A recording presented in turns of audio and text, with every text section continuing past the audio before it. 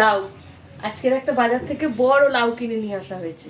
এই লাউটা আমি লাউ চিংড়ি করব। লাউ কিন্তু গোল হয়, একটু লম্বাটে হয়, অনেক টাইপের লাউ হয়। এই লম্বা লাউটা কিন্তু আমাদের গ্রামের দিকে খুব একটা পাওয়া যায় না, আমাদের গ্রামের দিকে পাওয়া যায় না, এখানে খুব পাওয়া যায়। আমরা নিয়ে এসেছি। এই লাউটা এখন কেটে নেব, কেটে আমি চিংড়ি মাছ দিয়ে লাউ চিংড়ি করব।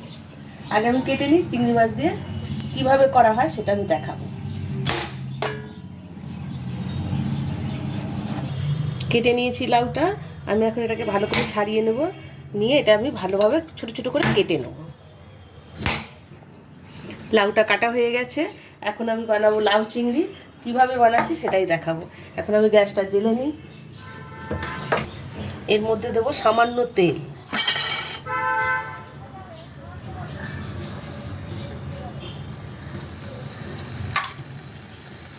লাউ চিংড়ি বানাতে যা যা লাগছে, আমার লাগছে এখানে কাঁচা হলুদ বেটে নিয়েছি, আমাদের গাছের হলুদ, নুন, লঙ্কা, জিরে গুঁড়ো, ধনের গুঁড়ো আর চিনি রেখেছি একটু, শুকনো লঙ্কা, রাঁধুনি, কাঁচা লঙ্কা আর চিংড়ি মাছ অল্প।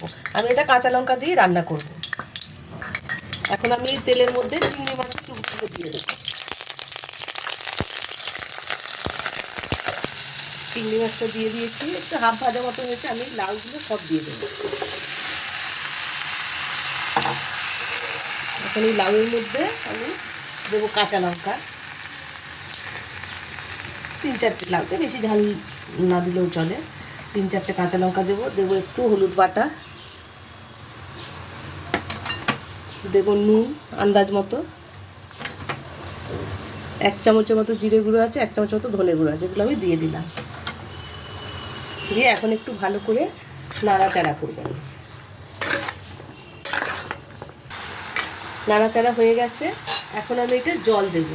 লাউটা সিদ্ধ হতে যতটুকু, লাউ দিয়ে জল কিন্তু বেরোয়, যেমন ঝোল ঝোল খাবেন সেরকম। এটা মাখা মাখা হবে, তাই আর জল দেবো না। এখন আমি এটা 5-7 মিনিট ঢেকে দেবো, লাউটা সিদ্ধ হওয়া পর্যন্ত আমি ঢেকে দেবো।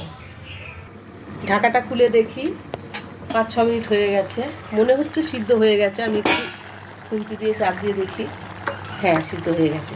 এখন আমি লাউটা ঢেলে নেব। এখন কড়াইতে আমি একটু তেল দেবো, অল্প তেল দেবো। লাউ রান্না করতে অল্পই তেল লাগে, অল্প তেল দিলাম।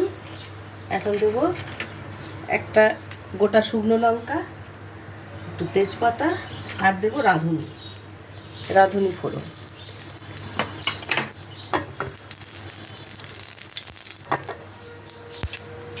হয়ে গেছে, রাঁধুনিগুলো দেওয়া হয়ে গেছে। এখন আমি এই লাউটা এই ফোড়নের মধ্যে ঢেলে দিই।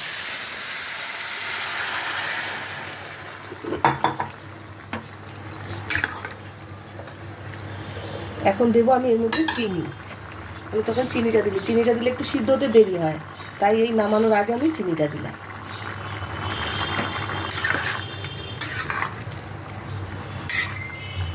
লাউটা রেডি হয়ে গেছে, আমি গ্যাসটা বন্ধ করে দিলাম, দিয়ে এখন আমি নামিয়ে নেব।